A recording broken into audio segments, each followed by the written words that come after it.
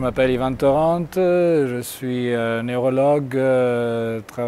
travaille à la Policlinico de Milan et en même temps je suis aussi professeur pour l'Université degli Studi de Milan. Je m'occupe en tant que neurologue de dystrophie musculaire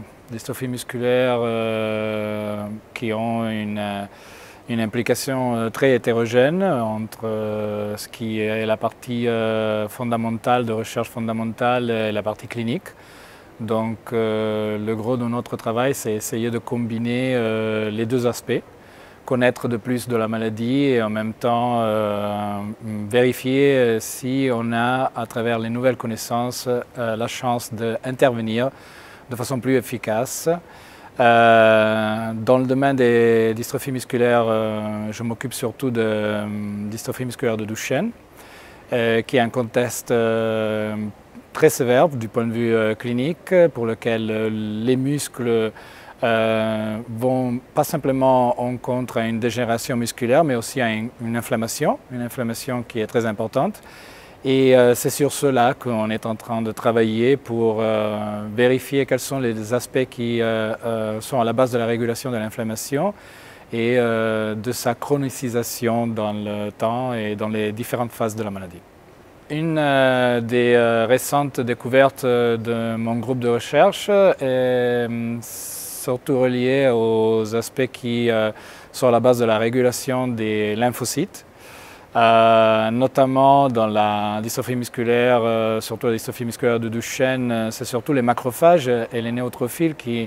participent à l'inflammation. Ce qu'on est en train de découvrir en ce moment, c'est qu'il y a aussi un rôle important de la part des lymphocytes, surtout les T-cells.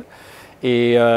c'est à travers cette découverte qu'on veut intervenir du point de vue thérapeutique, de façon à réduire l'activation de ces cellules à l'intérieur du muscle qui est endommagé par la maladie et surtout dans le contexte de l'inflammation. Je retombe un peu sur la recherche fondamentale et quel est le gap entre la recherche fondamentale et la recherche clinique. Il faut considérer que c'est un moment, celui-ci qu'on est en train de vivre du point de vue technologique très important. Il y a des avancements technologiques qui nous permettent de connaître beaucoup plus de la maladie et en même temps aussi de développer des nouveaux médicaments,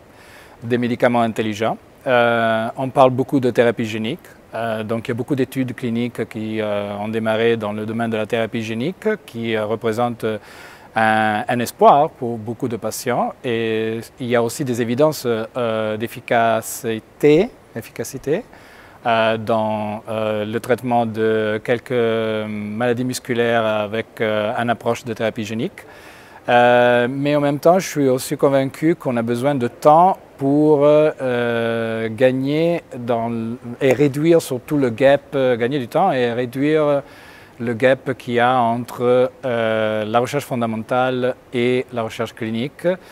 parce que encore tout n'est pas découvert et surtout les nouvelles technologies vont nous aider à mettre mieux au point les nouvelles thérapies,